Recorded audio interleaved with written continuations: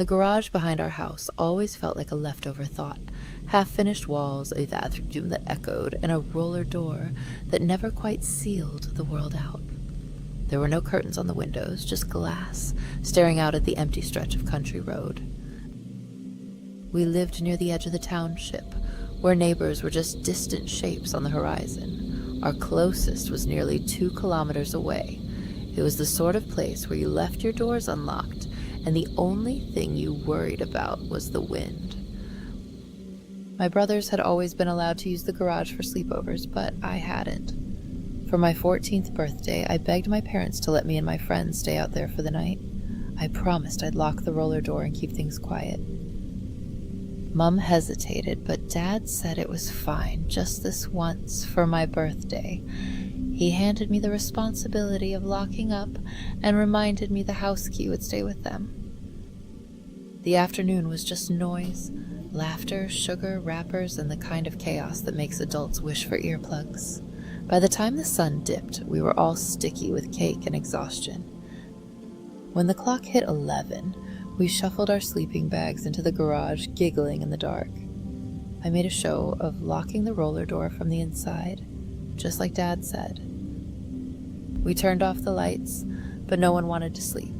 Someone whispered about playing hide and seek in the dark, and before long, we were stumbling around, trying not to laugh too loud. 3 rounds in, my best friend was it. I squeezed behind a cupboard next to the roller door, my heart beating so hard I thought everyone could hear it. Someone got caught, and the room filled with giggling, but I heard another laugh, softer, right behind me. I thought it was an echo. There was no way anyone could have squeezed in with me. Another girl was caught. Again, that giggling, closer, almost inside my ear. My skin prickled. I slid out from behind the cupboard and moved toward the window, trying to steady my breath. The moon was bright outside, making everything look like it was underwater. As I pressed against the wall, a shadow drifted across the window and stopped. I held my breath, thinking it might be my dad or my older brother checking on us. My best friend barreled into me, giggling. I shushed her and whispered that my dad was outside. We needed to get back in our beds now. We scrambled to gather the others and slipped into our sleeping bags, pretending to be asleep. I waited, expecting to hear my dad's voice, but the only thing I heard was the wind. I rolled over, peeking through the window. The shadow hadn't moved. It just waited, pressed against the glass, as if it was listening. Then it moved away. I tried to convince myself it was nothing, but a scratching sound started on the roller door. This time, everyone heard it.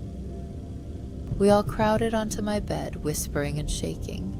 The scratching turned into knocking, slow, deliberate. Giggling followed, but it was wrong, stretched out and too old to belong to any of us. A fist banged on the window, hard. We threw a mattress against the glass, trying to block out the shape. It just moved to the next window, dragging its shadow with it. We squeezed into the bathroom, the door half open so I could see out. The roller door rattled, harder this time, like someone was trying to force it open. The giggling never stopped. I couldn't take it anymore.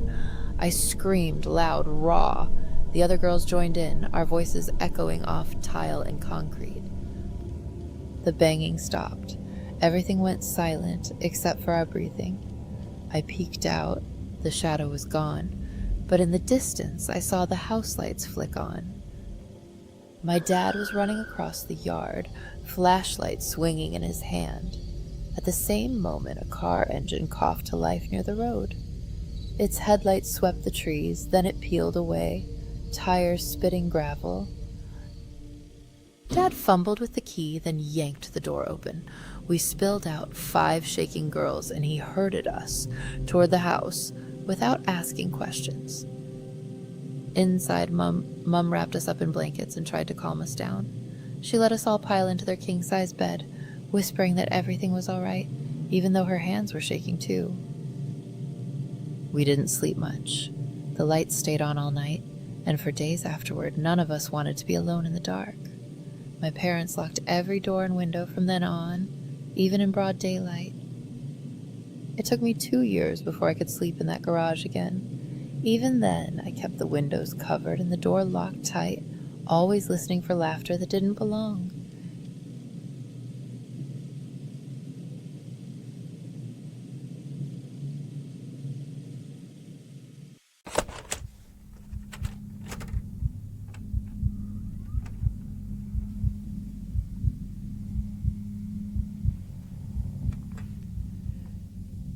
Back in the late 90s, I spent a lot of nights at my friend Marco's place, a tiny two-bedroom duplex on Juniper Lane, tucked between rows of nearly identical houses.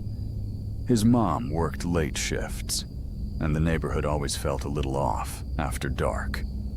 The streetlights buzzed, and the air carried a mix of fried food and something sharp, like burnt plastic. That night, Marco and I were hunched over his N64, taking turns on Mystical Ninja.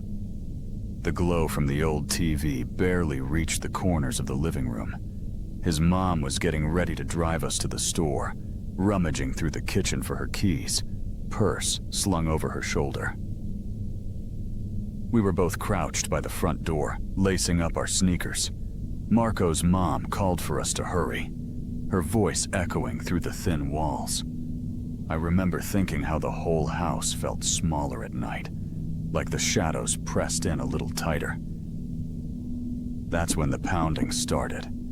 Not a knock, but a frantic, heavy thudding, like someone was using their whole fist, maybe their shoulder, against the door. It rattled the frame and sent a jolt through my chest. We all froze. Marco's mom was halfway to the door, keys in hand. She set them down, voice suddenly tight, and called out, asking who it was. Hello? Hey, hello? Are you there? The doorknob started rattling, wild and desperate. I could see the metal shaking, hear the scrape of metal on metal. Marco looked at me, eyes wide, neither of us saying a word. Who is it? Can you, hey, can you? Marco and I exchanged a look, half confusion, half fear. I could feel my heartbeat in my throat. The stranger's voice was too loud, too eager, like he was trying to convince himself we'd open the door. Can you come outside and help me? It's raining out here and my car won't start. It wasn't raining, not even a little. The sky outside was clear, just a dull orange glow from the city lights. I felt the air grow heavier, like the room was shrinking around us. We can't help you. Please leave. The doorknob rattled again, harder this time. Marco's mom's voice shook as she warned him she was calling the police. No, you don't need to do that. They don't know me. I'm not from around here. Suddenly, the bushes by the kitchen window rustled, branches snapping underfoot. I held my breath, eyes locked on the closed blinds. There was a soft tapping on the glass, a rhythm that didn't belong. Can you see me? I can see you. Can you see me? I'm here. I can see you. It's raining a lot. Can you see me? Can you see? Marco's mom was already on the phone, voice low and trembling as she spoke to 911. I could hear her whispering our address, her free hand gripping the kitchen counter. Then, through the blinds, I saw a pair of headlights sweep across the living room. An engine coughed to life, its rumble vibrating the floorboards. The lights grew brighter, flooding the window, casting warped shadows across the walls. The truck rolled up onto the patchy lawn, engine idling so close I could feel it in my chest. The door slammed, then silence. Only the hum of the motor and the blinding light leaking through the curtains. The doorknob rattled again, just once this time. We all pressed ourselves back against the wall, barely breathing. Marco's mom said the police were coming, her voice steadier now, but the words felt thin. For what felt like forever, the truck just idled outside, headlights burning through the fabric of the curtains. The stranger didn't say another word. The house was so quiet, I could hear the refrigerator clicking on in the kitchen. Marco crept to the back sliding door, checking the lock, peeking through the blinds. I stayed crouched, knees aching. The backyard was empty, just the moonlight on cracked concrete. Finally, the truck door creaked open. I heard it shut. Then the engine shifted into reverse. The headlights pulled away, slow and deliberate, backing off the lawn and disappearing down the street. We didn't move for a long time, not until the police arrived. The silence felt unnatural, like the house was holding its breath. Even the TV was still, blue screen humming in the background. When the officers showed up, their flashlights cut through the dust and gloom. We told them everything, every knock, every word. They listened, serious, walking the yard with slow, careful steps. Outside, the bushes were crushed, branches snapped and bent. The front walk was littered with spilled dirt and broken pots. Tire marks carved a path from the curb straight up to the door. There was no sign of rain, just dry dirt, the air cool and still. The officers checked the street, waited a while, then told us to call if anything else happened. The house felt emptier after they left. I never saw the stranger's face. I don't know if he was desperate, high, or just looking for someone to hurt. All I know is, that night left a mark. Sometimes, Marco and I would bring it up, laughing nervously, like if we joked about it enough, the fear would fade. Eventually, Marco moved across the country. We drifted apart, lost touch. But that night, those headlights, the voice at the door, never really left me. Sometimes, when I hear a car idle outside my window, I catch myself holding my breath, waiting for the sound of footsteps on the porch. I remind myself it's just the past, but the memory lingers. Soft, persistent, like the hum of a TV in an empty room.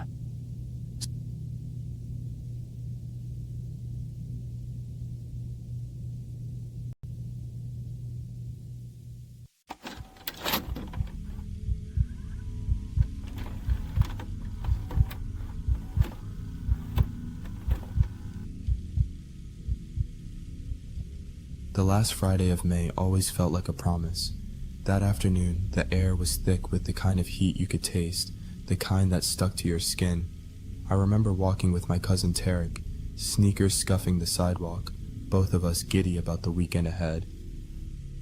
Tarek and I had always been close, not quite twins, but always orbiting each other, same age, same school, almost always in the same class. That day, it felt like nothing could touch us. We ended up at his place, just a few blocks from mine, the sun already drooping behind the houses. It was Tariq's phone that rang first.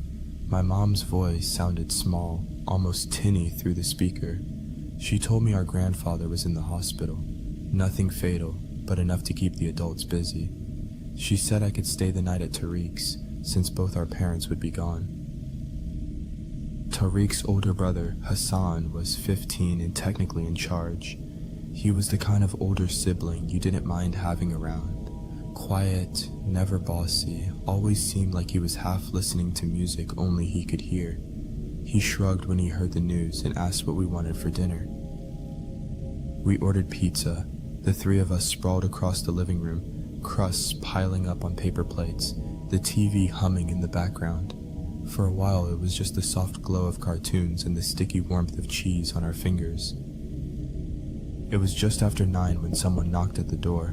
Not a polite tap, but a flat, heavy knock that made us all sit up. Tariq glanced at Hassan, who just nodded, and went to answer it. I hung back, curiosity prickling at my skin. There were 2 men on the porch, both older, both dressed in faded jeans and work boots. They said they were with the city, investigating water pressure problems in the neighborhood. One of them wore a baseball cap pulled low. The other kept glancing past Tariq into the house. They asked if our parents were home. Tariq, remembering what we'd been told, said they were unavailable right now. The men started firing off questions. How was the water pressure? Could they come inside and check? Their voices sounded too eager, too rehearsed. Hassan stepped in then, his voice calm but firm. He told them the water was fine, suggested they check on other houses. The men hesitated, shifting their weight, but when Hassan started to close the door, they finally turned and walked away. We watched them linger at the end of the driveway before disappearing into the dark. We looked at each other, a little uneasy, but shrugged it off. The TV came back on, the pizza was still warm, and for a while, we pretended everything was normal. I tried not to think about the way the men had stared past us, eyes searching for something. Eventually, sleepiness crept in. We decided to crash in the same room, Tariq and Hassan in their beds, me in a sleeping bag Hassan pulled from a closet. I felt awkward stripping down to my underwear, but neither of them seemed to care. It was just another night, or so I told myself. We talked in the dark about nothing, summer plans, dumb jokes, who could burp the loudest. The house felt different at night, every creak and sigh of the walls suddenly louder. Eventually, our words faded out and sleep took over. At some point, I woke up with that half-panicked need to pee. The room was still, the air stale. I slipped out of the sleeping bag, careful not to wake the others, and padded down the hall to the bathroom. On the way back, I heard something in the family room, a soft scrape, like someone shifting their weight on the carpet. I figured it was just Tariq or Hassan, until I stepped back into the bedroom and saw both of them still asleep. My chest tightened. I knelt and shook them awake, whispering that I thought someone was in the house. Tariq blinked at me, confused, but Hassan's face went pale. He motioned for us to follow him, quiet as we could. We crept down the hall, bare feet silent on the floor. The moment we stepped into the family room, I saw them, the 2 men from the night before, backs turned, rifling through drawers. One of them spun around, eyes wild, and pulled out a knife. We bolted, no time to think, just pure panic. I remember fumbling with the lock, heart hammering, Tariq behind me, Hassan shoving us forward. The door finally gave, spilling us out into the blinding morning. As we stumbled onto the lawn, a police cruiser rolled by. Pure luck, nothing more. We waved our arms, shouting, voices cracking. The officer stopped, eyes wide as he took in the 3 of us in nothing but underwear, panic written all over our faces. We told him about the men, about the knife, about everything. He called for backup, voice clipped and urgent. Within minutes, more cars arrived, blue and red lights flickering against the houses.